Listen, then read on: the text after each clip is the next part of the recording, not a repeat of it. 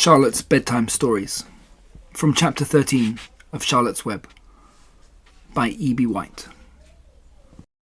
It had been a busy day, his first day of being terrific.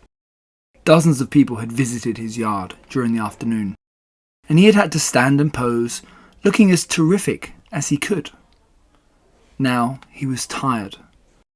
Fern had arrived and seated herself quietly on her stool in the corner. "Tell me a story, Charlotte," said Wilbur, as he lay waiting for sleep to come. "Tell me a story." So Charlotte, although she too was tired, did what Wilbur wanted. "Once upon a time," she began, "I had a beautiful cousin who managed to build her web across a small stream. One day, a tiny fish leaped into the air and got tangled in the web. My cousin was very much surprised, of course. The fish was thrashing wildly. My cousin hardly dared tackle it, but she did. She swooped down and threw great masses of wrapping material around the fish and fought bravely to capture it." "Did she succeed?" asked Wilbur. "It was a never-to-be-forgotten battle," said Charlotte. "There was the fish, caught only by one fin, and its tail wildly thrashing and shining in the sun. There was the web, sagging dangerously under the weight of the fish." "How much did the fish weigh?" asked Wilbur eagerly. "I don't know," said Charlotte. "There was my cousin, slipping in, dodging out, beaten mercilessly over the head by the wildly thrashing fish, dancing in, dancing out, throwing her threads and fighting hard. First, she threw a left around the tail. The fish lashed back. Then a left to the tail and a right to the midsection.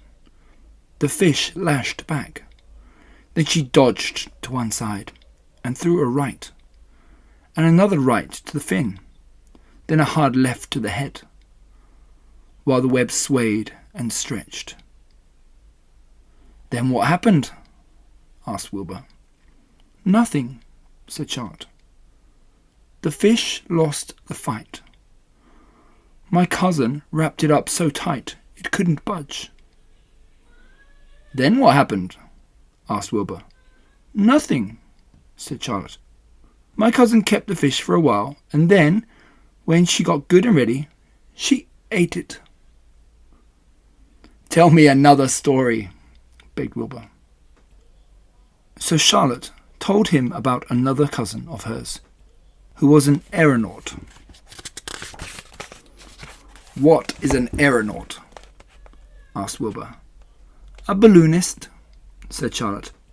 "My cousin used to stand on her head and let out enough thread to form a balloon.